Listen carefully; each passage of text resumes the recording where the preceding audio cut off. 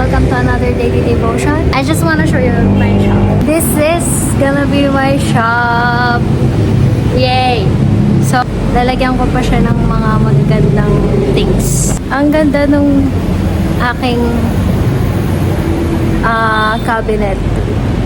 My books are here. So, if you wanna visit my shop, you can buy maraming things and also you can read books.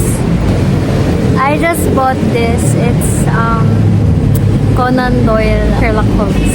Sobrang na-addict kasi ako ngayon kay Detective Conan. Gusto ko na rin mabasa yung mga books ni Conan Doyle.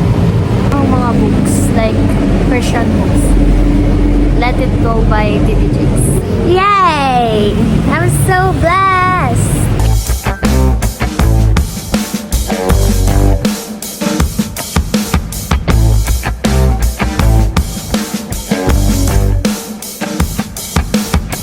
It's our day 61.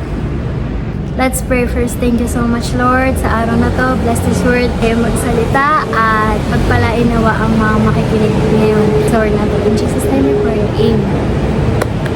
Yay! So our Bible verse for today is Romans chapter 12 verse 2. And be not conformed to this world, but be transformed by the renewing of your mind, that ye may have power what good and acceptable and perfect will of God. Napaka-powerful ng word na to. Grabe. Kasi dito natin makikita na kiisap lang na pag nag-renew yung mind mo, maraming magbabago sa buhay. Like doon sa prodigal son, hindi naman siya nagbago ng biglaan or dahil nagsimba siya or dahil nakinig siya ng worship song. Nagbago kasi yung isip. Maganda yung mga bagay na yun, pero pa rin talaga kapag nag-impact sa'yo yung word ni Lord, pag sa utak mo, na binago nito yung mindset mo, wisdom na nanggagaling sa Panginoon.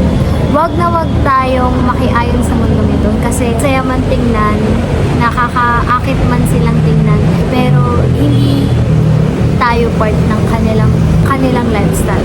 They are for this world. We should share the word of God to them, not join them. Amen? Do not be conformed into this world. Wag na wag kang makikiayon. Be transformed by renewing your mind.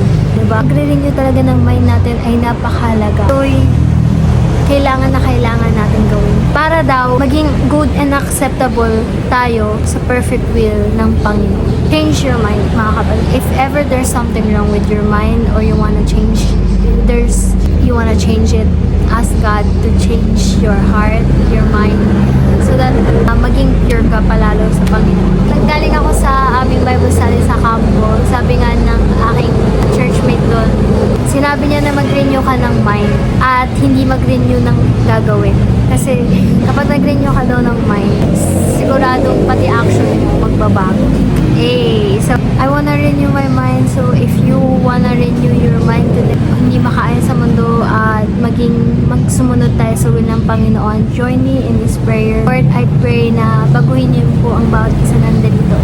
Meron silang desire na mas makilala ka. Meron silang desire na mahalin ka, Panginoon. And I pray na mas makita nila kung sino ka sa buhay nila. Buksan niyo ang kanilang mga puso at isipan upang mas maunawaan ka namin, upang mas malaman namin ang inyong salita. At magbigay kami ng pagbabago sa mundo nito, O God, Jesus. Lord, we are nothing without you, God. We need you and we glorify your holy name. Thank you so much sa araw-araw na binibigay ninyo. Lord, mga youth or anumang edad na nandito, Panginoon, pagbalain niyo sila in Jesus' name I pray. Amen! So, God bless guys. See you tomorrow and happy day lang.